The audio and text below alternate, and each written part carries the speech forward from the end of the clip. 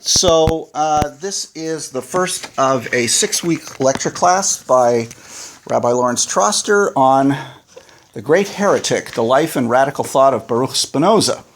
And what I want to do today, and if we don't finish it today, we will carry on for next week because I think it's really important, is to look at, and I did this very intentionally, the times and the life of Spinoza. We need to know the historical setting of Spinoza, both within European history as well as the specifics of the Jewish history of the Netherlands. And so that's kind of what we're going to try and do today. And I'm going to take, if we finish today, we're going to go up to right after he published the theological political treatise. We will deal with the end of his life in the last class. What I'm hoping to do is to do 4 classes on the treatise and then spend whatever, I'm sure there'll be a bit of an overlap, but to spend the last class to talk about, so then what has his influence been, specifically on Judaism, because there actually was a significant influence on Judaism through modern Jewish philosophy. But we'll leave that for the last session. So here is one of the most best-known portraits of him, and we don't know who painted it. It's in a collection in Germany. You'll see there's another painting of him as well. And I want to read you a passage to start off from Rebecca Goldstein's wonderful short biography of Spinoza called "Betraying Spinoza: The Renegade Jew Who Gave Us Modernity." Let me read you the passage because it's quite interesting. Because she puts a lot of personal stuff in here. If you don't know, Rebecca Goldstein is a professor of philosophy, but she is also a novelist, and she's written several novels. But she teaches. Morning, Sam. She teaches philosophy, and for many years she has taught a class on Descartes, Spinoza, and Leibniz, who are the 3 most important philosophers of the 17th century. So here's what she says. She grew up as an Orthodox Jew, but now is not, and she went to a girls' yeshiva. So this is what she says. I first heard the name Baruch Spinoza uttered as an admonition, a cautionary tale of unbridled human intelligence blindly seeking its own doom. This is what happened, the word of my teacher warned, when someone thinks that human reason is sufficient unto itself, and the truth divinely given to us can be ignored. This is what happens when philosophy takes the place of Torah. Baruch Spinoza had come from a family of God-fearing Jews, similar to your families, girls, all too similar in certain ways. Like so many of your parents and grandparents, your aunts and uncles and cousins, Spinoza's family had suffered al-Kiddush Hashem, for the sanctification of the holy name. No, not in Germany or Austria or Poland, not in Hungary, Romania, Russia. The persecution had been in Spain and Portugal starting in the 15th century and continuing for hundreds of years. The Espinozas, the philosopher's family, had been Marranos, those who, even though they had been forced by the church to convert to Christianity, still continued to practice Judaism in secret, hiding their observance of the Torah for the cruel edicts of the Spanish-Portuguese Inquisition.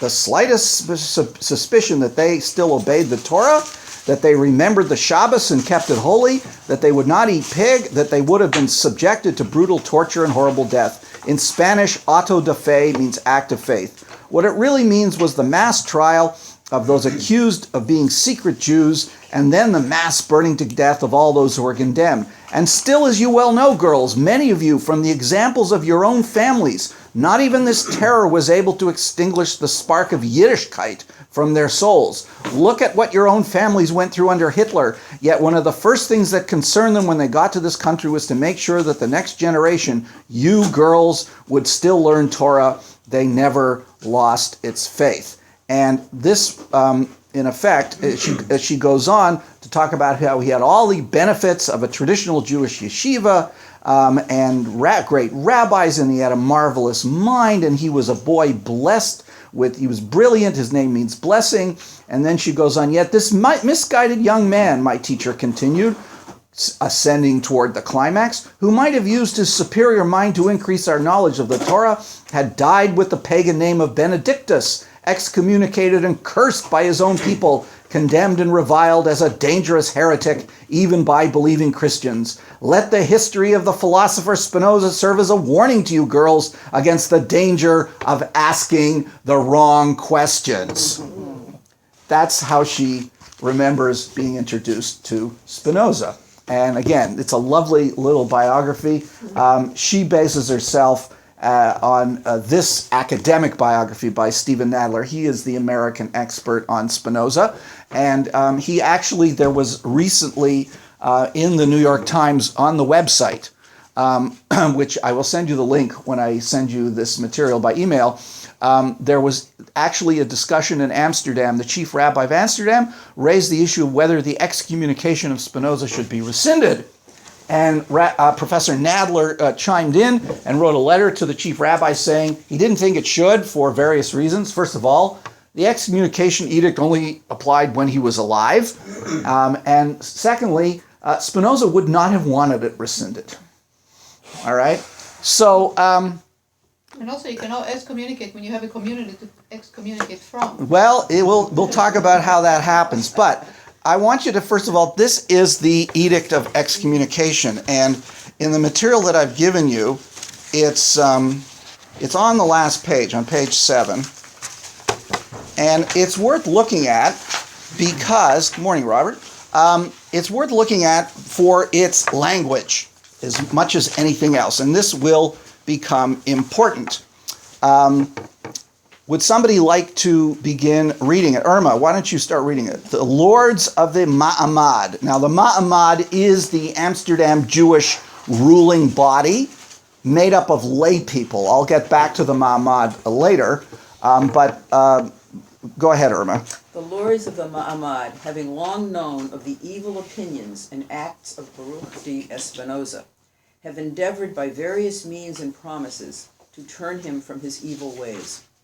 But having failed to make him mend his wicked ways, and, on the contrary, daily receiving more and more serious information about the abominable heresies which he practiced and taught, and about his monstrous deeds, and having for this numerous trustworthy witnesses, who have deposed and borne witness to this effect in the presence of the said Spinoza, they became convinced of the truth of the matter.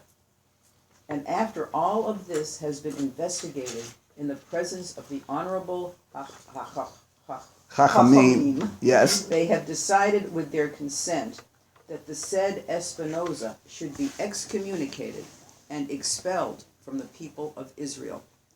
By the decree of the angels and by the command of the holy men, we excommunicate, expel, curse, and damn Baruch Spinoza with the consent of God, blessed be he, and with the consent of all the holy congregation, in front of these holy scrolls, with the 613 precepts which are written therein, with the excommunication with which Joshua banned Jericho, with the curse with which Elisha cursed the boys, and with all the curses which are written in the book of the law.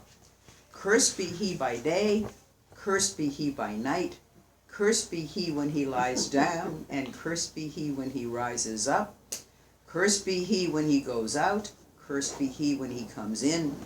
The Lord will not spare him. The anger and the wrath of the Lord will rage against this man, and bring upon him all the curses which are written in this book, and the Lord will blot out his name from under heaven, and the Lord will separate him to his injury from all the tribes of Israel, with all the curses of the covenant which are written in the book of the law. But you who cleave unto the Lord God are all alive this day. We order that no one should communicate with him orally or in writing, or show him any favor, or stay with him under the same roof, or within 4 ells of him, or read anything composed or written by him. We're going to go through this again, but the one thing I want you to know is this is the most extreme edict of cherem that the community ever issued. That community you're in? that community. And as you will see, the community used cherem as a means of social control. Okay? Cherem means edict of expulsion. I mean, we call it excommunication, but that's really a Christian term. It really means expulsion and ostracization. He was 24 years old when this happened. He had not published a word. So the big question has been, why was he expelled? Up until a few months before this, he was a up-to-date dues-paying member of the community. So we will look into that. That will come out. And there's some very interesting parts of this that we'll look at again. But I just wanted to give you that right at the beginning because this is what happened to him long before he had any fame at all as a philosopher. So what did this young man do to warrant this, and how did he get to that? So what we're going to do is, as I mentioned, for those of you who came here a little late, we're going to look first of all at the times that he lived in before we look at his life, because it's really important to set who he was within both the history of Europe and the Netherlands and the specific history of the Sephardic community, the Spanish and Portuguese community of Amsterdam. So what I want to do, therefore, is go back to page 1. And by the way, his reputation became so much eventually, largely because of the publication of this book, by the way. Here is an attack upon Spinoza.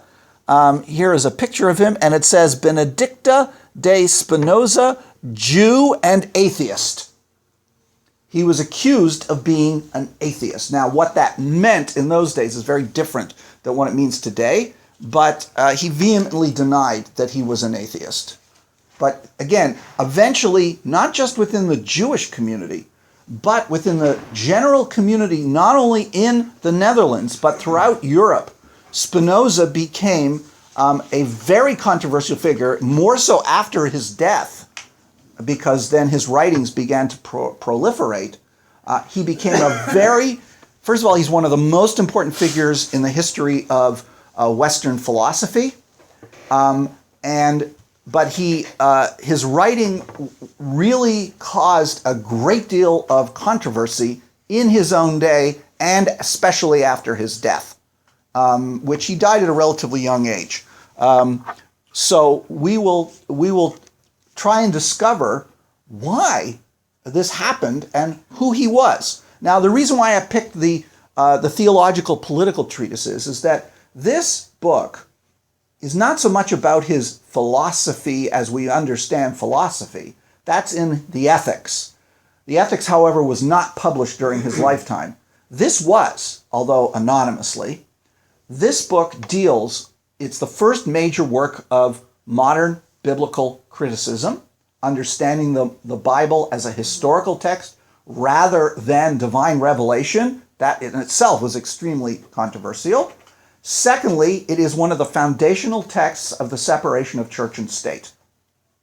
And it is a very important text for the foundation of the Enlightenment idea of tolerance and individual liberty. That's why this is such an important book. And you can imagine it's one of the reasons why it caused such a controversy when in fact was published. And Spinoza, because he knew this was going to happen, he protected himself and his publisher. As you will see, not only was his name not on it, but they invented a fake publisher on the title page to protect, although everybody knew who did it. So the first thing I want to do is to look at the history of where Spinoza lived, which is the Netherlands. So take a look at the material I've given you of the timeline. And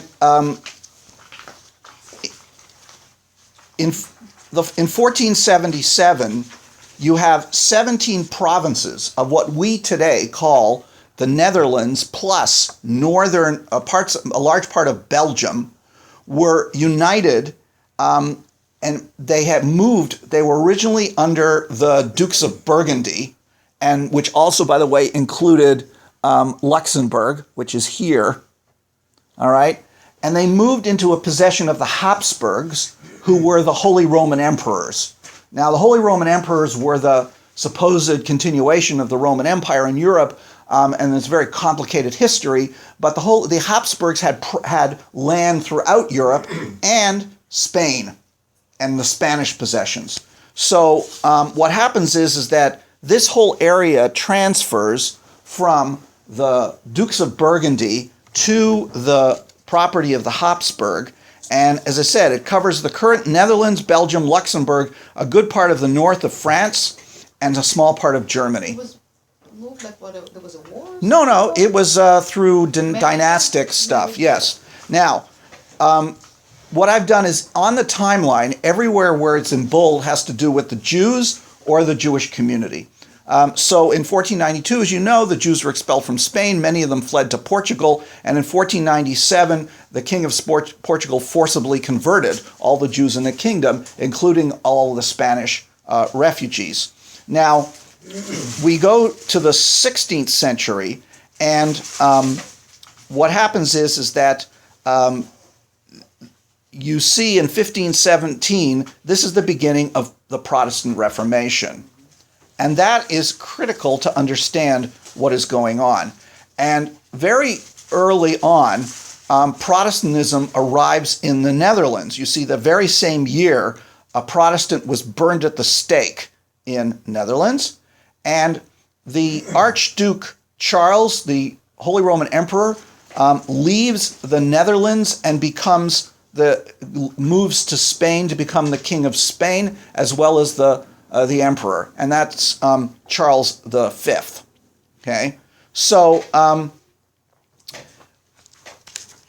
what I want you to do now, just briefly, is to skip to page 6. There is a copy of the same map, but I want you to see up above how the Reformation arrived in the Netherlands, because this is really important. The early Reformation was Lutheranism, and it arrived, again, in the same year that Luther began, and it won over the elites in Antwerp and in the south, but the Spanish, who were now ruling over the Netherlands, because the King of Spain was now controlled, he was a Habsburg, he controlled the Netherlands. The Spanish suppressed it, and it only survived in one of the northern provinces of the Netherlands. The thing you have to understand is that these 17 provinces of the Netherlands were pretty much within the context of the Habsburg Empire, were self-governing bodies. They were like city-states for the most part, extremely independent. And even though they were taken as a territory, nonetheless, each one had a lot of autonomous power locally, which is why even when the Spanish claimed, you had to do this or that, or whoever did, a lot of times national edicts were just ignored. Okay? Now, the second wave came in the form of Anabaptism. By the way, the Anabaptists are the origins of the Baptist movement. And Anabaptism means baptizing again. The idea that you cannot baptize a child after it is born. You can only become a Christian when you are an adult, because it has to be a conscious decision to become a Christian. This was a rejection of one of the sacraments of Roman Catholicism. So the Anabaptists, even to the Lutherans...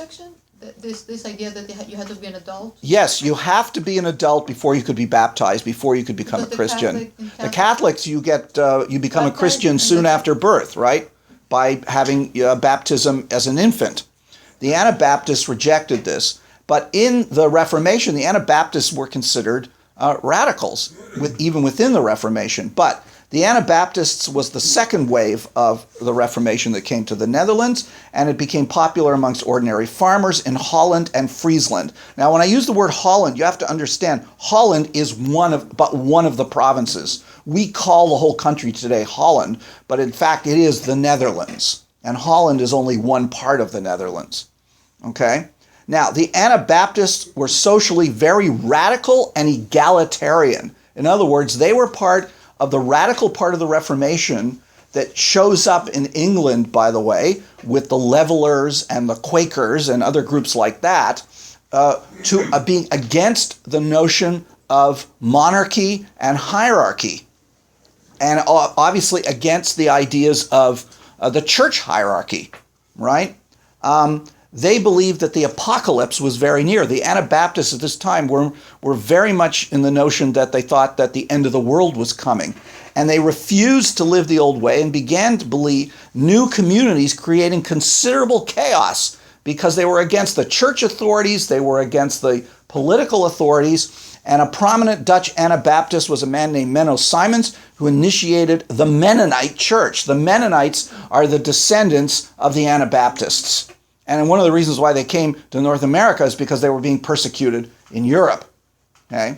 The movement was allowed in the north, but never grew to a large scale. But one of the things you'll find out is that Spinoza, one of the ways in which Spinoza became a kind of connected to a lot of what was going on in the Christian world was through groups of people that he met, some of whom were Anabaptists. So the Anabaptists had a certain influence on Spinoza through people that he knew. The third and most permanent wave of the Reformation was Calvinism. Now, Calvin was an early reformer in Geneva, and Calvinism was a particularly strict form of Protestantism, essentially believing that it doesn't matter what you do, you are born either saved or damned. All right. In other words, they believed in strict predestination. So Calvinism arrived in the Netherlands in the 1540s and converted many of the elite in the common population, especially in Flanders. And Flanders is down here. It's now part of Belgium, but it was then considered, it was part of the United Provinces. All right? Now, what happened is that the Spanish Catholics responded with harsh persecution and introduced the Inquisition into the Netherlands. The Calvinists rebelled, and in 1566, there was a huge systematic destruction of statues of saints and other occasional devotional depictions in church, and the provinces of Holland and Zeeland, again, up here, were conquered by Calvinists in 1572 and completely converted. The other states remained mostly Catholic for the time. So one of the things you will see is that in Amsterdam, during the life of Spinoza, there was a constant tug and pull between moderates and the strict Calvinist clergy. And sometimes one and sometimes the other were in the ascendancy in the Netherlands in general and Amsterdam in particular. And that also had a big effect on what the Jewish community was doing and probably had a big impact on why the community decided to excommunicate him, by the way, because of what was going on in local politics.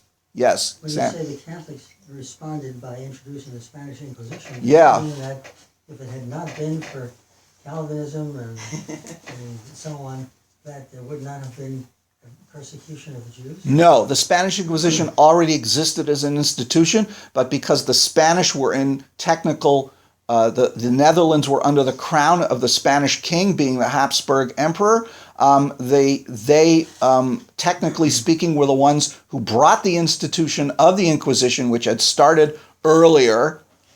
They brought it into the Netherlands, and you can imagine this was not a politically good move on their part. But so go back to page 1. Well, actually, we can go to page...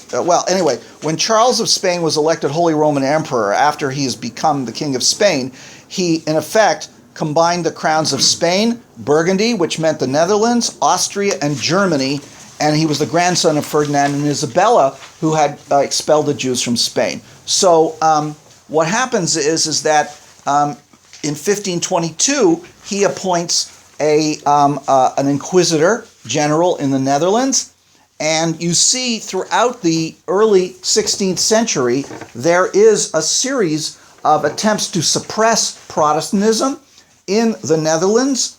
People are being burned at the stake, but there is a pushback because, again, the Netherlands had a considerable amount of autonomy on a local level. What's interesting is that the Netherlands became the refuge for English Protestants, even during the time of Henry VIII, who kind of went up and down on Protestants. And one of the most important things, William Tyndale published a translation of the Torah into English, which was banned in England. It was prohibited to have translations, and it was shipped to England. So Tyndale was living in the Netherlands, he was sending this Protestant material to England, and he was considered a great hero by English Protestants. Now, you'll notice in 1531, an Anabaptist leader was beheaded, and here's an interesting and amusing thought. In 1535, a bunch of nude Anabaptists ran through the streets of Amsterdam as a form of protest. What else is new? Yeah. Anyway, That was really radical enough. yeah, exactly. And Tyndale gets arrested for heresy. There's an Anabaptist bishop of Amsterdam is beheaded. So you see already there is a tremendous amount of violence going on over this. And the Jews are not there yet. That's the interesting thing. Now, there are revolts. They are constantly put down, the Inquisitions. And in 1564, Willem of Orange, whose family becomes very important in the later history of the independence of the Netherlands, he is part of this idea that is growing amongst many people that religion should be a matter of personal conscience. All right? Now, I mentioned the iconoclastic fury that occurred. That's 1566. And there are Calvinists, or there are riots going on. Anyway, what happens in the next year is that Prince William of Orange has to leave the Netherlands because the Spanish have sent an army into the Netherlands of Spanish veterans. And the Spanish army in the middle of the 16th century was the best and most powerful in Europe at the time. All right, so he sends the Duke of Alba with 10,000 trained troops. Okay, and this is amazing. The next year, the Inquisition condemned all the inhabitants of the Netherlands to death as heretics. Of course, it wasn't carried out. What this leads up to is what's called the 80 Years' War between 1568 and 1648. This is the war between the Netherlands and the Spanish, with the Netherlands constantly trying to become independent of Spain because of all the stuff that's been going on, and the Spanish pushing back. Now, the second half of this, from 1618, becomes caught up in the 30 Years' War in Europe. But the Dutch consider it the 80 Years' War. So this is when the Netherlands first became an independent country, and this is where eventually the southern part of the Netherlands, which is now part of Belgium, was established as separate from it. In other words, this was all considered one area, but today the north half, as you may know, Belgium is divided between two ethnic groups. The northern Belgians are actually Dutch. The language they speak is essentially Dutch, and the southern are French, right? And the country almost split apart this past year, and may yet at some point. Now, the reason what happened is that the north part of Belgium is essentially what became the Catholic areas of the Netherlands, the areas that remained Catholic as opposed to Protestant. And what we call the Netherlands today is the area where Protestantism prevailed. That's how the division occurred. And it was also because of the military fights that went on. So what happens is that Willem of Orange comes to be considered the sort of military leader of the the Netherlands revolt, and there is a series of fights back and forth. The Spanish do incredibly horrible atrocities, like when they capture the town of Naarden, they burned it to the ground and massacre the entire population. One of the things in Leiden is around here, and there's a dike breaks and 20,000 Spanish soldiers are drowned. Anyway, the point is that this shows you the kind of tactics where the Dutch were willing to break the dikes that held the sea back in order to win battles. And William of Orange did that. Now, what happens is that in 1576, all of the 17 provinces of the Netherlands finally joined together in the face of the Spanish occupation. Excuse me, was William of Orange, wasn't he English? That's his descendant. So we're not up to there yet. That, I think, is his grandson or great-grandson. Anyway, they formed a federation to maintain peace amongst themselves. And one of the other terrible things that happened is that the Spanish were very bad on paying their soldiers. So in that same year, the Spanish army revolted and sacked Antwerp, which was one of the most important cities in Europe for trade, and they virtually destroyed it, and they massacred at least 10,000 people. Okay? And that's one of the things, of course, that helps to push the Dutch into revolt. So you see in the next year, William of Orange goes into Brussels, which is part of this territory, and the Duke of Parma is succeeded. It becomes the Spanish governor, and the Duke of Parma is well known because, as you will see, he was part of the whole attempt by the Spanish to conquer England with the Armada. Okay, so in 1579, this is the point. This is the end of the first stage of the 80 Years' War, where the southern states of the Spanish Netherlands, today Wallonia, the Nord-Pas-de-Calais and Picardy regions in France, expressed their loyalty to the Spanish king Philip II, now Philip II is king of Spain, and recognized the landlord Don Juan de Austria. It's to be distinguished from the Union of Utrecht, signed the same month, and it assured that the southern provinces became part of being part of Spanish territories and remained Catholic, but the Union of Utrecht in the north created the country of the Netherlands, which would be primarily Protestant. Yes? It's just the opposite of what you said before. You said the northern areas. No, I said the northern areas remain Protestant. It's the southern. I'm talking about the northern areas of Belgium today. Oh, okay. The northern areas of Belgium are the southern parts of the Netherlands. Okay. That's the confusion. Okay? So they became known as the United Provinces. And this is really when the Dutch begin, when they consider the Dutch Republic to have started. Okay?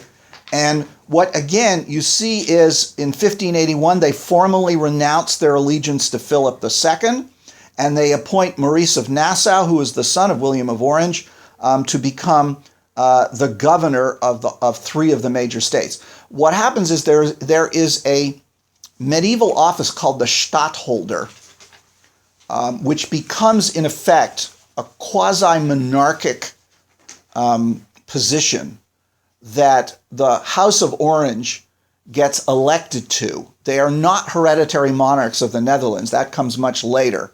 The House of Orange there still is a monarchy in the Netherlands that is from the House of Orange, but the idea of a permanent monarchy was not something that was settled. So William of Orange and his father Maurice of Nassau became kind of the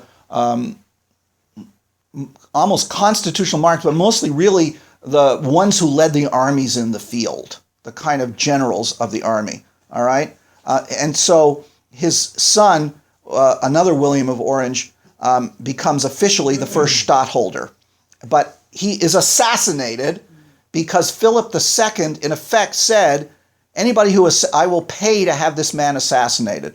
So he is assassinated and succeeded by his by his 17-year-old son. In 1585, Duke of Parma sacks Antwerp, and basically the whole city becomes depopulated, and thousands of Protestants flee north to Amsterdam and other cities. 1588, the Spanish Armada is coming, and Parma is ordered to move his army out of the Netherlands to Dunkirk in preparation for the invasion of England. Because what they figured was they would clear the English Channel of the English Navy. Parma's army would embark on the ships and land in England, and they would retake England for Catholicism. And of course, Elizabeth I was on the throne at the time.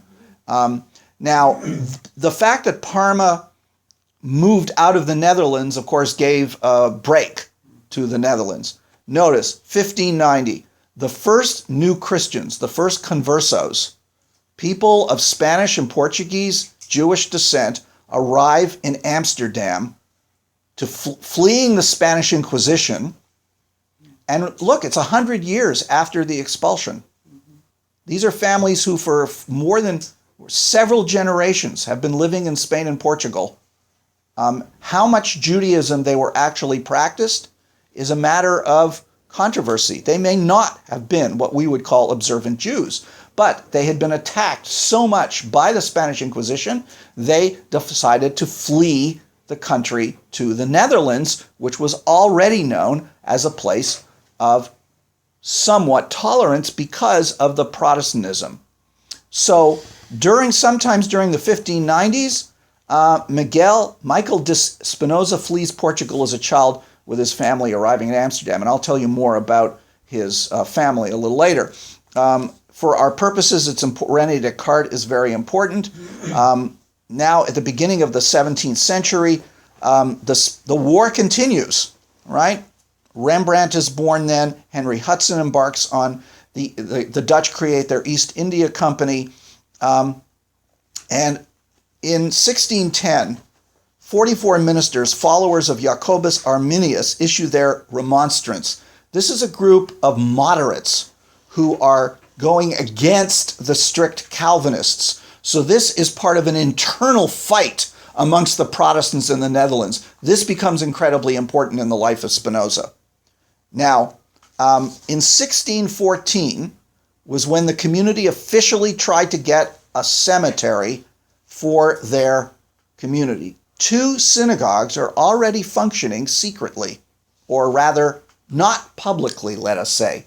They are being ignored by the authorities. In other words, the authorities know they're there. All right? And the next year, their settlement is officially recognized, but public worship is still officially forbidden, even though it still goes on. Again, you can make decrees, but then people just do what they want, essentially, right? In the next year, the Amsterdam City Council issues an order warning Jews not to make attacks, verbal or written, on Christianity and to regulate their own conduct. In other words, because of the internal fights going on within the Christian community in the Netherlands, they did not want the Jews in any way involved in this, and they wanted the Jews to regulate their own members' behavior. But how could they say that at the end? On the other hand, forbid them from worship. Well, that kind of falls away. Okay. Now, a very important figure in the early 17th century in the Jewish community is a guy named Uriel da Costa, who is he's one of these refugees. He comes, he reconverts, and he realizes that he doesn't like rabbinic Judaism. So he writes this thing which in effect rejects rabbinic Judaism. He becomes an apostate. And as you will see, this happens. When you say reconverts, he goes back from being a conversos to being a Jew. To be a Jew, but then he doesn't like being a Jew. In other words, it's not what he thought it was going to be. All right, because don't forget, the Spanish and Portuguese conversos have been cut off from rabbinic Judaism for 100 years, right? All right, so in 1618, the second stage of the 80 Years' Wars, which is the beginning of the 30 Years' War in Europe. Now, the 30 Years' War in Europe, and this is on page 4, the top page 4, is I can't find a figure of how many casualties occurred. It could have been as high as 8 million people died in this war. And it went through various stages. It started in Germany, and it kind of spread to different places. It went through a whole series of stages, but it was a devastating war, especially for Germany. But the Netherlands, the fight between the Spanish and the Dutch became wrapped up in this larger Protestant Catholic a war that was going on over a 30-year period. And this, of course, had a big impact on the Amsterdam Jewish community's ability to trade and to prosper and all that kind of thing. In 1624, Uriel de Costa is excommunicated. One of the other things that happens in this period is the prevalence of plague, which happens in England as well. So the same year, 18,000 people in Amsterdam die of the plague. And it keeps coming back. Another important person who's born in 1629 is and it should be Christian with a double A. And I tried to find how this is pronounced. It's something like Huygens. I tried several times. Dutch is very difficult to pronounce. He becomes one of the most important scientists of the period, and he's somebody that Spinoza ends up being connected to. And Descartes, who of course is born in France, moves to Amsterdam. In fact, Descartes does most of his work in the Netherlands. Now, Spinoza's born in 1632. We'll get back to his family. 1633, da Costa is readmitted to the Jewish community, but then excommunicated soon after. Another interesting thing that happened in this period was the tulip craze, tulipomania. It was a bubble in the futures market. Somehow people got crazy about tulips, and the price of tulips went through the roof, and people invested all these futures markets in tulips, and then eventually it crashed, and thousands of people went bankrupt. It caused a huge problem, and there were Jews who got caught up in this. In 1635, there is a dispute amongst the rabbis in Amsterdam over the theological issue of salvation. One of the rabbis believed that unless the conversos converted back to Judaism, they were going to hell. The moderate rabbi said, no, they are Jews, and even if they die before they can reconvert, they're not going to hell. So this caused a split in the community, which created another congregation. So by this point, there's 3 synagogues in Amsterdam. And what's interesting is that there are actually a fair number of Ashkenazic people coming to Amsterdam from Germany and Poland because of the 30 Years' War. And they formed their own congregation. There's another plague that breaks out and kills 20% of the population of Amsterdam, 25,000 lives. So when they excommunicate somebody, it was from all the congregations? Or? Well, we'll get to that. Spinoza's mother dies in 1638 when he's quite young. And in 1639, the 3 synagogues decide to combine into one community, because we weren't just talking about building synagogues, but we're talking about separate ruling communities. Okay, but they become one community, and I will discuss that. I did that.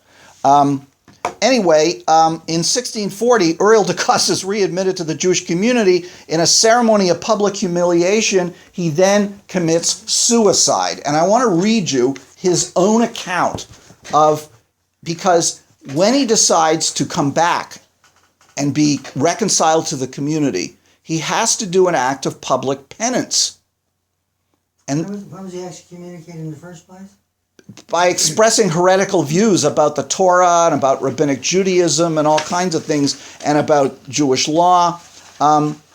His views became more extreme over the years. He felt that the Torah didn't come from God.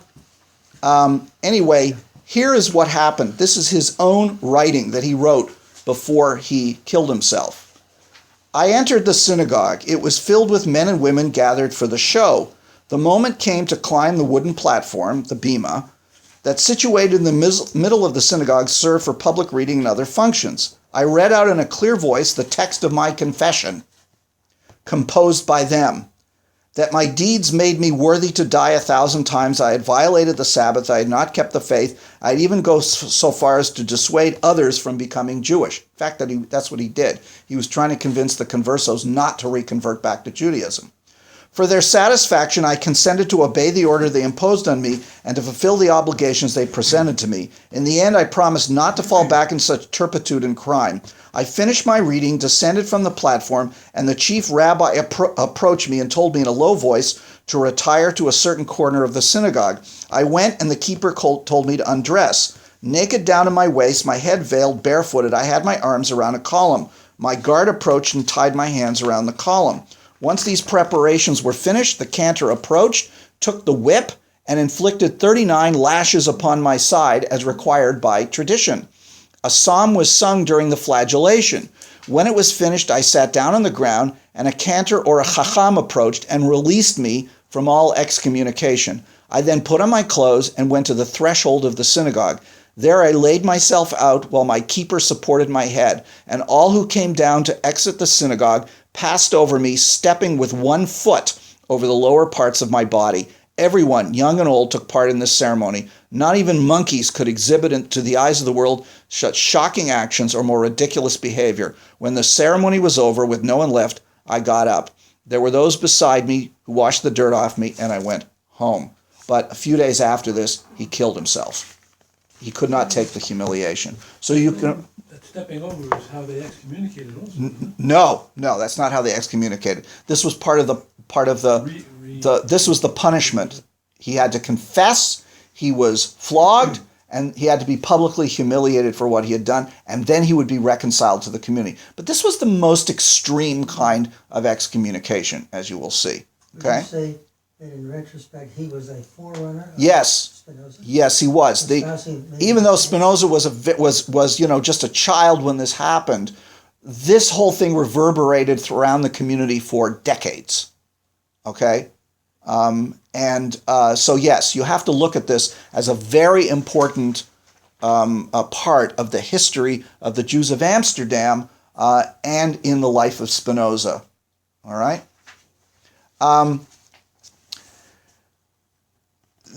were the Ashkenazi doing at the time? Because this appears to be all driven by the Sephardic. I don't know. It's a good question. I don't know. Because the communities essentially functioned separately from each other. In fact, the Sephardim were forbidden to buy kosher meat from an Ashkenazic shoichet. Okay? The 30 Years' War ends in 1648, and the independence of the Netherlands was finally recognized with the Treaty of Munster. But that's the same year in which the Chelmniki massacres occurred in Eastern Europe, which, who knows, the estimates are as high as 300,000 Jews were massacred, but hundreds of communities were destroyed. And this is the beginning of the modern Western migration of Jews from Eastern Europe to Western Europe. So the Jews of Amsterdam are getting refugees from this particular thing throughout this whole period. And it was a very big social problem because many of them were poor, and they had to sort of control immigration. And of course, the Ashkenazim were very different than the Sephardim, who had been culturally completely integrated, first into Spanish and Portuguese society, then into Dutch society, where the Ashkenazim were not. An early play on our crowd in Manhattan. Yeah, well, it's a similar kind of thing happened in the United States, but this was a very difficult social problem that they had to deal with because they're the ones who had the money. The Ashkenazim were much poorer than the Sephardim. And it's not like they rejected them. They tried to help them, but in some ways they were a little overwhelmed. Okay? Now, we're going to get back to some of these details because I think we've set the stage for Spinoza. But here is a picture from a diagram of the Jewish quarter in Amsterdam in 1625. And here is his school that he went to, which was originally the Beth Jacob Synagogue. Here is the Talmud Torah Synagogue. Here is the house of the Spinoza family. Here is Rembrandt's house just around the corner. And here is where Rabbi Mortera lived, and we'll talk about him in a minute. He's extremely important. But you can see this is how close everybody was to each other. All right? Here is a picture of the outside of this. When they created the United Communities, they built a synagogue. It's not the one that's there now. That was a later synagogue. This is what the synagogue looked like from the outside. And here's the interior. This is what year? This is 16. I think this is 1639. The one that stands today is built about 40 years later to replace this one. I have a piece of music that was written to the inauguration of The big synagogue the big in one. Amsterdam, but 1600. No, it's not 1600. It's later. It's Later? the Esnoga. It's called, and I believe it's built. We actually just sang it in the Shabbat Shiva. Yeah, where is it? 1619, there were 3 synagogues in Amsterdam. No, Maybe that was the inauguration. Was it a big inauguration? Of that? no. That the Esnoga, which is the one that's there now, is built much later. I can't remember the exact date, Okay. but the point is that's probably the one. That's probably when the music comes from. The inauguration of this big, Of this. not this one, the second one, the one that's there now. Oh, okay. It was a huge, big deal, okay, because it was so much bigger, and at the time it was the largest synagogue in Europe. It's more like Baroque music. With Yeah, well, that's what it'd be right, yeah. But not this place. This was the earlier synagogue. When they 3 congregations came together, they built this place, okay?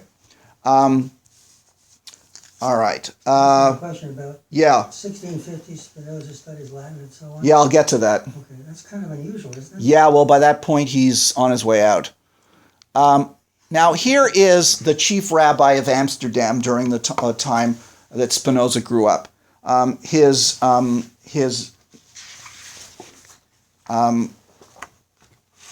name is Saul Levi Mortera. Interestingly enough, Mortera is an Ashkenaz from Venice.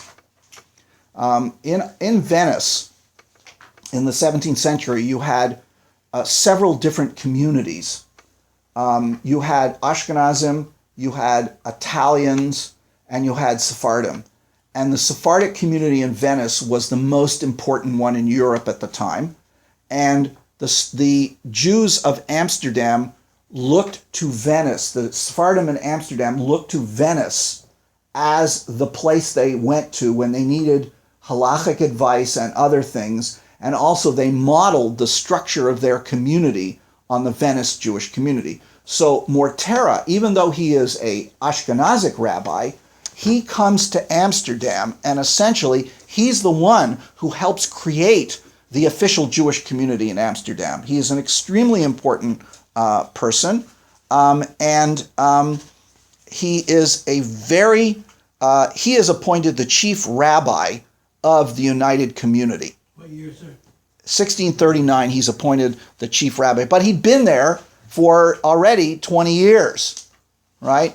He was the first rabbi, essentially one of the first rabbis to come to Amsterdam to begin the reconversion of the conversos. So he's critical in the setting up, and he had been the rabbi of one of the 3 congregations, but when they merged together, he was made chief rabbi. And he was known for his strict adherence to the idea of the halakha and the idea that the law is of divine origin. So He was in favor of that. that's what he was, yes. So you can imagine. As you will see, Spinoza may have studied under him. This was the second rabbi, Rabbi Isaac Aboab of Fonesca. He was of converso background. He was Sephardic. He also came very early on.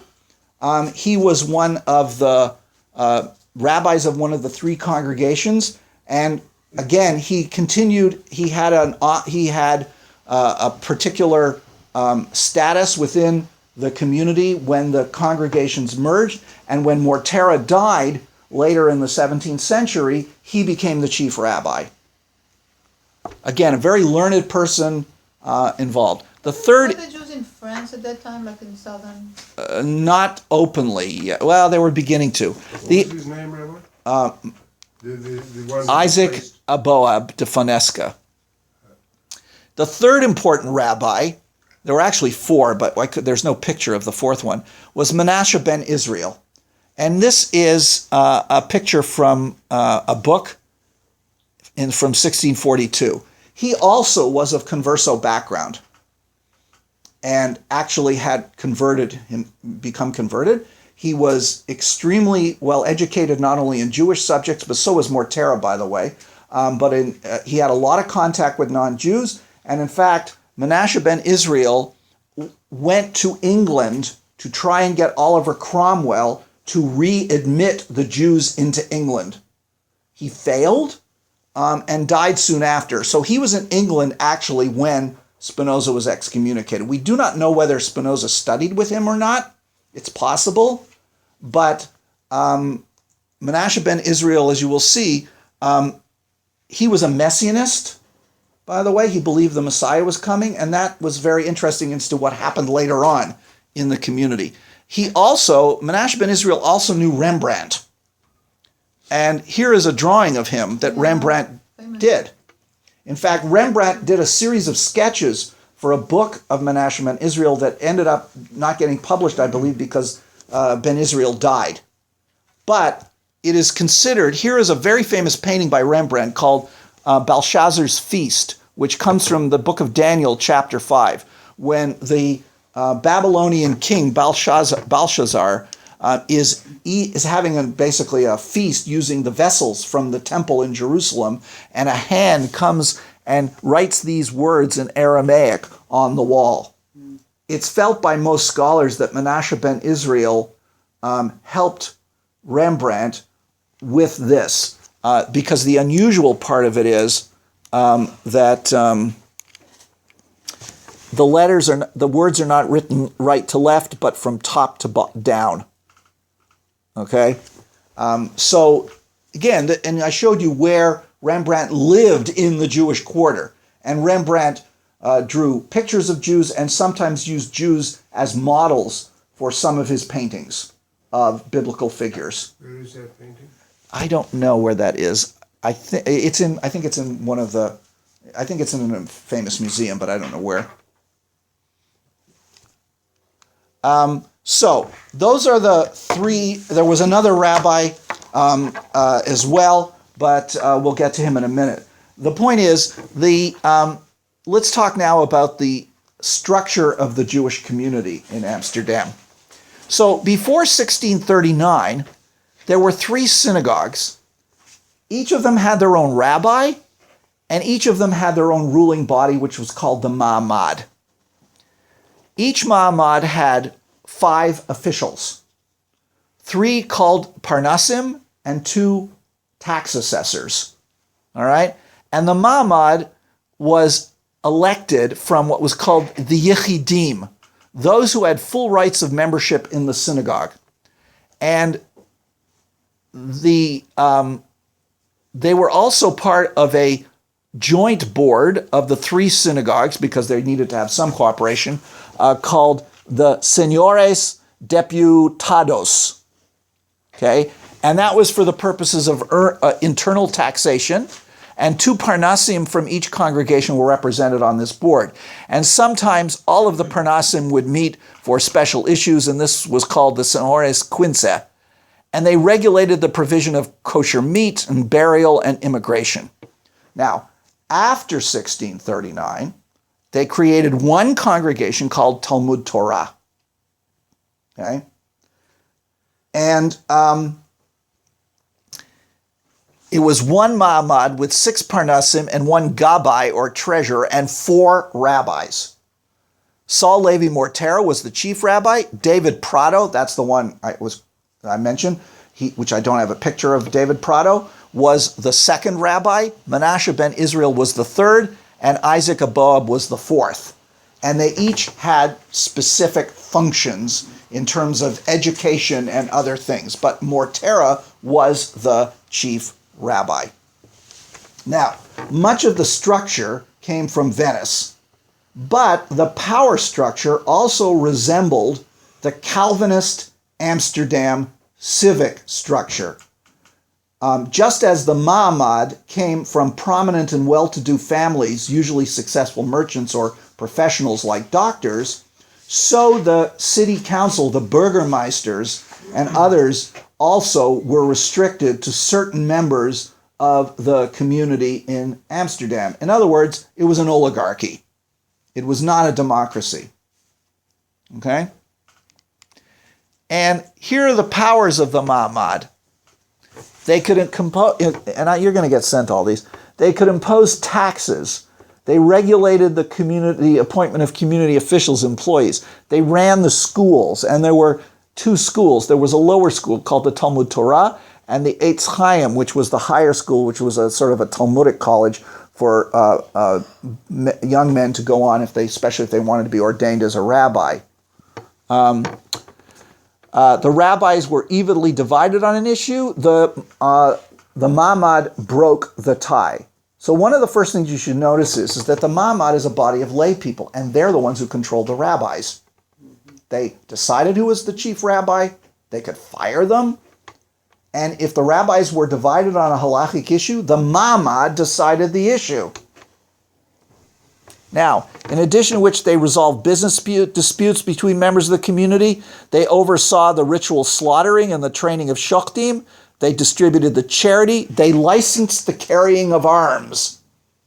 Okay, in other words, they had the power given to them by the Amsterdam authorities to decide who was allowed to carry arms, namely swords and guns.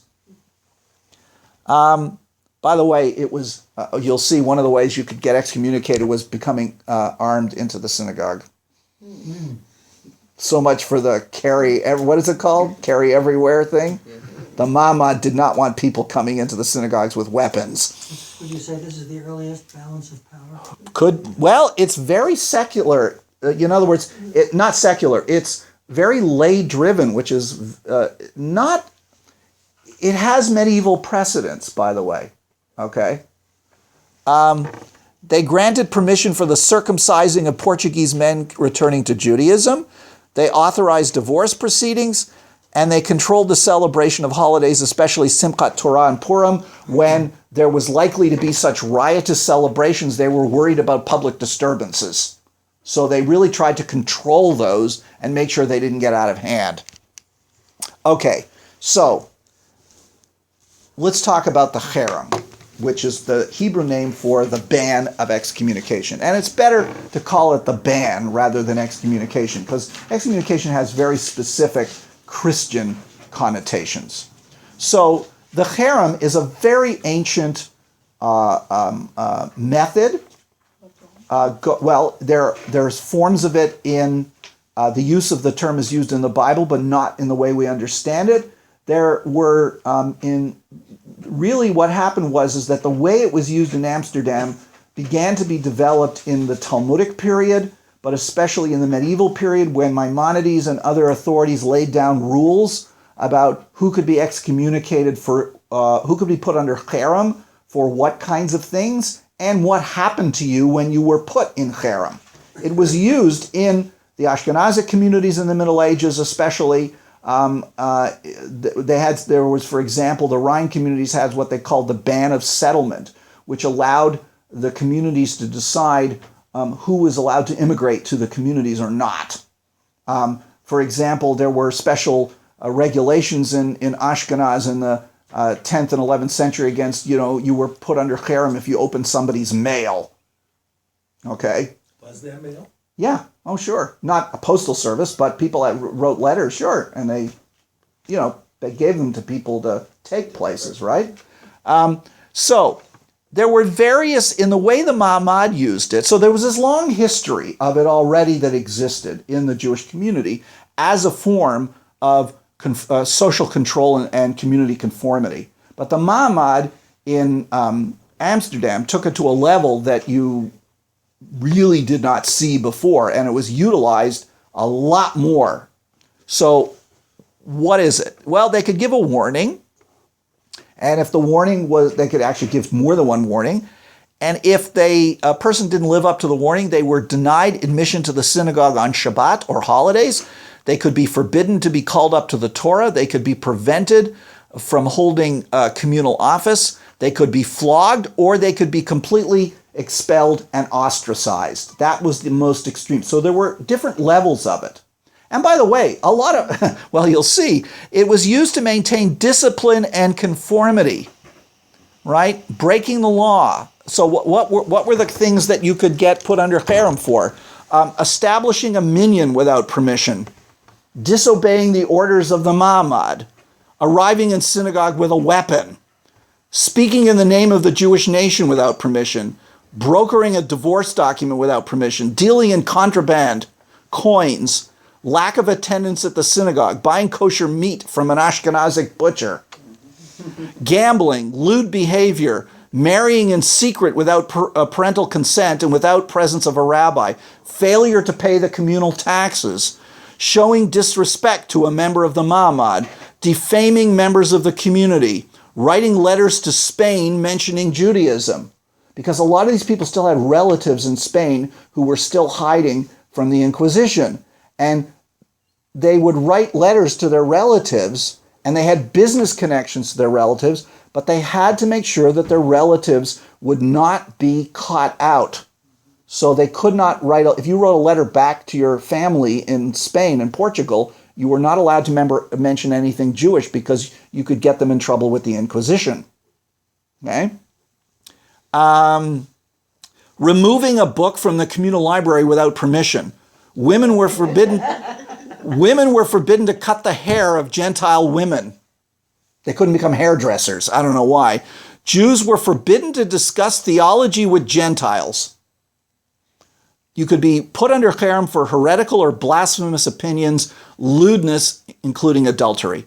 And what's interesting is between 1622 and 1683, 39 men and 1 woman were excommunicated, put under the cherem for between 1 day to 11 years.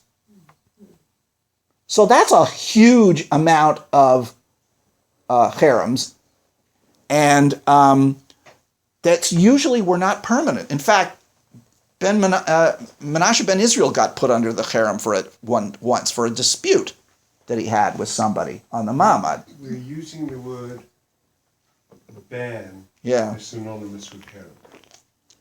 that's what it means. What would Ma is from Ahmad? What is Ahmad? No, Ma'amad is the name of the council. So Ma'amad equals council. Yeah, it means the communal ruling council. The ban is cherem. Okay, so you can see that this was used as a form of social control. Now, why did they do this? Well, they were very nervous about their place in Amsterdam. They were very worried because of the ups and downs of the political situation in the Netherlands, where sometimes the liberals were in charge, sometimes the strict Calvinists, and the strict Calvinists did not like the Jews. They were very insecure even when they didn't have to feel insecure. And as much as we think that Dutch society was so tolerant in that period, it was not as tolerant as we think it was. It had its limits.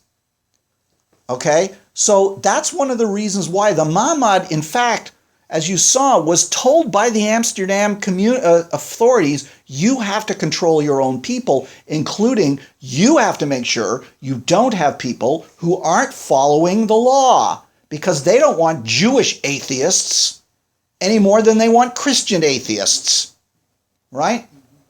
So that's why the Ma'amad was so strict. One second, Robert. The amazing thing is that the excommunication, the cherem on Spinoza, was completely unprecedented in its severity. And we'll get back to looking at it again. Yes, Robert? You went over it very briefly. Yeah. How was the Ma'amad constituted? You mentioned that 2 of the 5 were tax collectors, but who decided? Because this is lay control. Yes, it was elected amongst the not necessarily, the people on the Mamad were not necessarily the most wealthy of the Jews, but they were all well-to-do merchants and professionals. And they drew from this body, they elected people. Usually what happened was that somebody was elected to the Mamad when somebody died. All right? Sometimes they resigned or they were kicked out for something, but usually somebody died and then they filled in somebody. But it's not like there were regular elections. Okay, so it was an oligarchy, which means the poorer Jews could never be on the Mamad. Okay? And by the way, To some extent, that goes on till this day. yes, and it goes back to the Middle Ages, by the way, when the Jewish communities in the Middle Ages, when they formed their internal councils, the members of those councils always came from what they called the Tuvei Ha'ir, the good men of the city, meaning the upper class or the wealthier members of the community were the ones who ended up being on the community ruling bodies, not the lower class people. And again, in this, the Jewish communal councils in the Middle Ages were Jewish in addition to inheriting all kinds of Jewish stuff from earlier Jewish communities, they were very much influenced by the structure of the towns they lived in, the German towns especially. The town councils in Germany were composed in virtually exactly the same way. So the same thing happened in Amsterdam. And it's always been that they were not subservient to the rabbinate? They respected the rabbis, but ultimately they were the ones who were in control, yes. It was, in other words, they're the ones who appointed Mortera chief rabbi. And, if Mortera started doing stuff they didn't like, they could kick him out. Okay? Yeah. So they were from the wealthy, established group. They weren't always the wealthiest, but yes, the well-to-do, as they say. The well-to-do. But one would assume they also had to be somewhat learned because they had religious functions as well as... Somewhat, but not, yes, but again, if they wanted expert advice, they would ask the rabbis. But they right? could overrule the rabbis. Probably in matters of religious law they didn't, except when the rabbis disagreed amongst each other. But the point is the rabbis were community employees. Okay. You have to look at it that way. Like rabbis are employees of synagogues today, they were employees of the Ma'amad. Okay? Undoubtedly, to pursue Robert's point, just as there are rabbis today who run their synagogues, Yes. there were undoubtedly times when the Mahamad ran the town. Well, they again, the rabbis were respected, they were listened to, but they were employees. Okay? Now, so let's go back to the life of Spinoza. His family comes from a place called Espinosa de los Monteros near Burgos, or possibly another place. Both of them are in northern Castile. And they were part of the group of Jews who were expelled in 1492 and settled in Portugal. And their name, Espinosa, means from a thorny place. Okay? Now, his father, Michael, was born around 25 years after the forced conversion in Portugal, which was 1497. His grandfather, Isaac, and Isaac's brother Abraham took their family, including their sister Sarah, to Nantes in France. They left Portugal. Probably they had been denounced to the Inquisition. There's a lot of this stuff, by the way, about his family life that's speculation, because one of the things is there's a certain amount of documentation that we've gotten from both the archives of the Amsterdam Jewish community as well as the archives of the city council, but there's a lot about the personal life of Spinoza that we don't know, because when he died, he had asked his friends before his death to destroy all of his correspondence of a personal nature. We have a lot of his correspondence, but none of it is a personal, talking about personal stuff. So a lot of it has to be very carefully gleaned from records of various kinds. Also, you'll see there's a fascinating other source about him later on. Anyway, they eventually, Abraham left before 1616 and moved to Amsterdam, and Isaac went to Rotterdam, and he died there in 1627. Now, by 1625, we have a record of Michael, Spinoza's father, being in Amsterdam. He marries his cousin Rachel. She dies 2 years later after two deaths, stillborns, he gets into a joint venture with his uncle, and by the 1630s, Michael Spinoza is quite successful as a merchant. So then he marries the daughter of another prominent member of the community, Hannah Deborah Signor, in 1628, and they have 4 children: Miriam, Isaac, Baruch, our philosopher, and Abraham. She dies in 1638. Now, he then marries his third wife, Esther Fernand, in 1641, and we're not sure because Spinoza had a younger sister named Rebecca, and we're not sure whether she was the child of Hannah or the child of Esther. But anyway, Esther was the one who really brought up the children, and Spinoza's mother died when he was quite young, so he would have known Esther as his stepmother for quite some time. So again, 1639 is when the congregations are together, and his father Michael becomes active in the community's leadership. He becomes a member of the joint Ma'amad, as well as being on the governing board of the school foundation. They had a special foundation to raise funds for the schools. He had numerous ventures. We know that Michael had numerous business ventures with other Jews in Amsterdam, as well as Dutch merchants. The family did a lot of importing and exporting of what we would call luxury goods, like raisins and all kinds of things. And they did that through their contacts still in Spain and Portugal and other places. And Isaac, Spinoza's elder brother, dies in 1649 when he is 17. And we make the assumption that at that point, Spinoza stopped his Jewish education and basically went into the family business. We know that he attended the lower school of the Talmud Torah, and that he went to the Eitz Chaim, the upper school, until the 4th grade, when he would have been about 14 years old. He was considered a prize student, according to some reports, and was expected to become a rabbi, but he didn't reach the 5th grade, probably because of the death of his brother. Therefore, he would not have studied Talmud or philosophy with Rabbi Mortera, because that's the upper level grades of the Eitz Chaim, was when people studied with Rabbi Mortera the higher subjects of Talmud and philosophy. In 1654, he is noted in documents in Amsterdam as a merchant, which means he was doing business. He was doing his family business. His sister Miriam marries a man named Samuel de Caceres, who is a rabbinical student, who gives birth to his nephew Daniel in 1651. She dies, and then Samuel marries his other sister Rebecca. What's interesting is Daniel ended up in the Caribbean. It's interesting that Daniel eventually immigrated to the Dutch colonies in the Caribbean. Anyway, in 1653, his stepmother Esther dies, and his father Michael dies 5 months later. So you see, in a 2-year period, he loses a number of the members of his family: one of his sisters, his father, and his stepmother. And he's still quite, he's not very, he's still we would call it a teenager.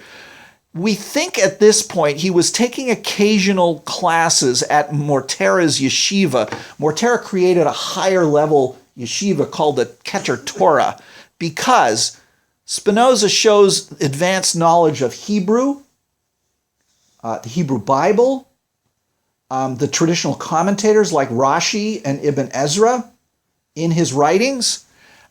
He knows Jewish philosophy, including the Guide of the Perplexed, Maimonides. He knows Maimonides, but apparently he had copies in his. We know actually a lot of the books that were in Spinoza's library, and he had copies of works of David Kimchi and another person named Sephardic scholar named Rakanti, who was also a Kabbalist, and he had also read the works of the Jewish Platonist Judah Abravanel, who's also known as Leone Ebreo, an Italian Jewish philosopher. And this is at what age? This is while he's still a teenager? While he's a late teenager, yes. He must have studied these because he shows evidence of this, and some of these books were in his library. But he shows little knowledge of Talmud, which suggests that he never did advanced Talmud study. He may have studied with Manasseh ben Israel, but we're not sure. That would have introduced him to a whole variety of things because he knew and he owned the work of Joseph Salomon del Medigo, the Sefer Elim, and he had a copy in his library. Now, del Medigo was briefly one of the rabbis in Amsterdam in the 1620s. This was before Spinoza was born. Del Medigo was of Ashkenazic descent, but was born in Crete. And like members of his family before him, he went to the University of Padua to study medicine. And he graduated as a doctor from the University of Padua, but one of his professors was Galileo. And in his work, he actually talks about looking through Galileo's telescope. And Del Medigo was the first Jewish Copernican. So in the Sefer Elim, you find a combination of Jewish philosophy, Kabbalah, and the most up-to-date science of the day. So one of the ways in which Spinoza would have been introduced to modern science was through the work of Del Medigo, because Ben Israel edited the Sefer Elim in 1628. So that's a very interesting influence on him. Okay? Now, he may have already been having theological problems as early as age 15. There's a suggestion that even long before he was excommunicated at age 24, he was beginning to move in that direction. Sorry, Rabbi, what was his relationship with Del Medico? He had his book, he read it, and that book was edited by one of the rabbis. That's the Sefer Elim. Yeah, Del Medigo wasn't in So it was in his library. it was in his library. Del Medigo, he never met Del Medigo, but he read Del Medico's work, and Manasseh ben Israel was the editor of the book, so he may have been introduced to Del Medigo by Manasseh ben Israel. How do you spell Elim? Sefer Elim. Just Elim. Now, he may have decided that what he wanted was not to be a business person, but to be really a life of contemplation and philosophy. But he would have had to keep this to himself. Because of the merchant life, he was exposed to the various Protestant sects and liberal theological opinions and new develops in science and philosophy, like Descartes. Descartes was a big deal during the early part of Spinoza's life. And he may have attended meetings of free thinkers that were growing in Amsterdam. There were little groups of people made up of a variety of dissident Christians from various things that were meeting in small little groups, clubs almost, to discuss philosophy, politics, religion, all kinds of things.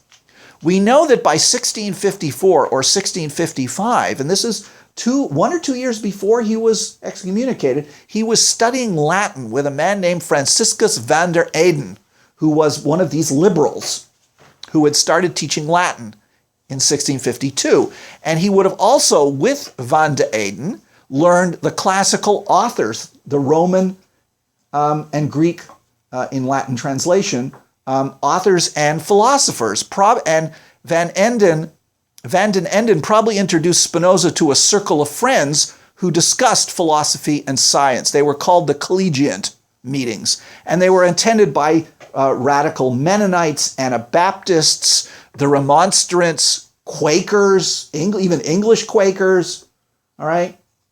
That sounds like a fascinating group. Yeah, so he for 2 or 3 years before his excommunication, he was now steeping himself in the non-Jewish knowledge and science and philosophy of the time. And one of the interesting things is Van den Enden put on public theater productions of the Roman plays by the playwright Terence, and we know that Spinoza participated in these. between 1657 and 1658. That was after he was expelled, though.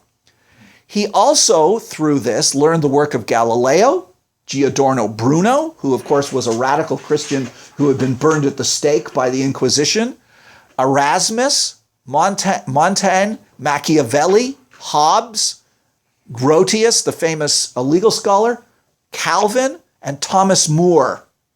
We know he read all this stuff, but most importantly, Descartes, whose philosophy was extremely opposed by the conservative Calvinist leaders. And Cartesianism was a very controversial issue in this period in the Netherlands. All right? He was mostly known for his mathematics, Descartes. But he was also a philosopher, and his materialist philosophy was extremely opposed by religious conservatives. All right? And there was a lot of fights within the universities over this. Because of what the thing that you, if I think I. Well, because of the notion of the notion of seeing the world basically in materialist terms rather than spiritual terms. In other words, Descartes' philosophy was one of the groundings of modern science and modern notions that the world is only made up of material objects rather than, spiritual realms. Okay? We also... When you say we know, is that because it's reflected in his writing? Yes, absolutely. Absolutely, in Descartes' writings. I think it's nature as the one. Yeah, exactly. Baruch Spinoza. Oh, yes. As you'll see, he actually wrote a book on Descartes. Okay? We also know that he had copies of the works of Cervantes in his library, a famous Spanish poet and novelist by the name of Quevedo, and another famous Spanish poet and novelist whose name was Pérez del Montalbán. So it shows you the breadth of his knowledge that occurred starting before, several years before he was when he was in his late teens, early 20s. He was studying all this stuff. Would you tell us a little bit about where the collegian was and how he would have been associated? Well, he would have been in Van de Enden's house. Okay, but there were all kinds of these groups around, and he was making friends amongst these, really good friends. Here's a portrait of René Descartes from 1648, and it, as I said, the Descartes was it was a really very interesting dispute that was going on in the community about Descartes. Okay, now. We'll just give it a few more minutes.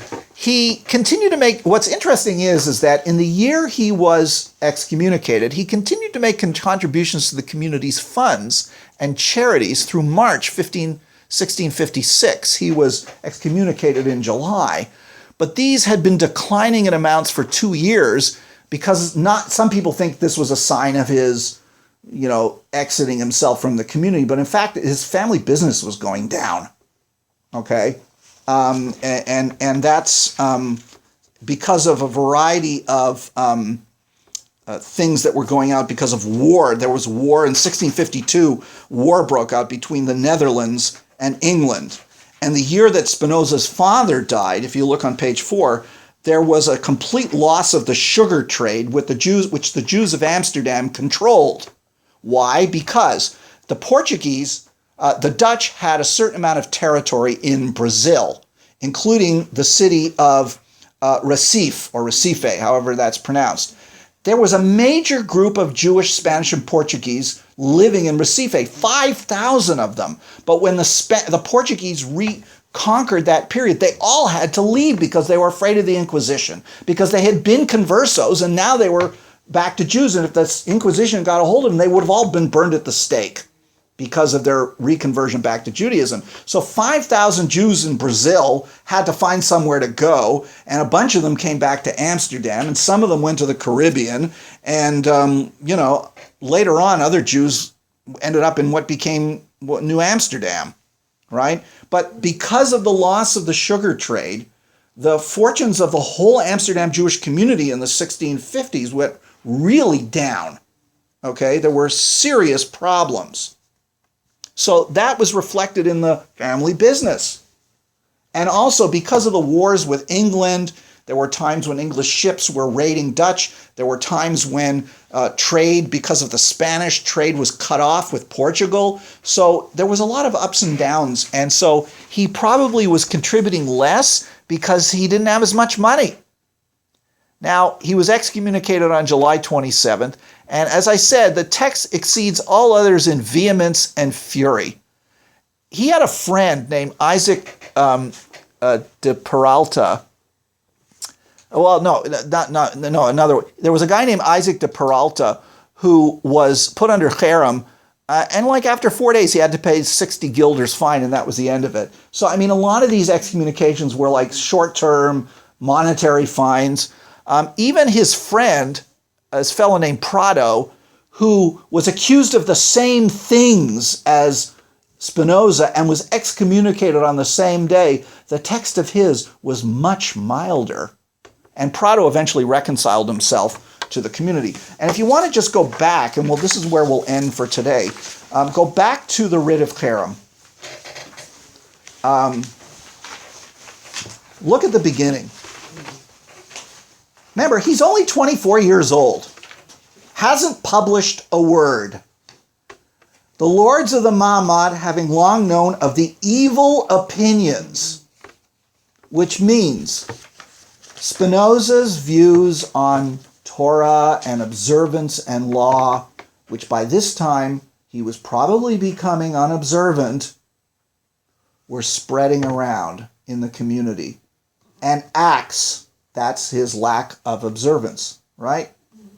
They evidently warned him and tried to get him to stop, right?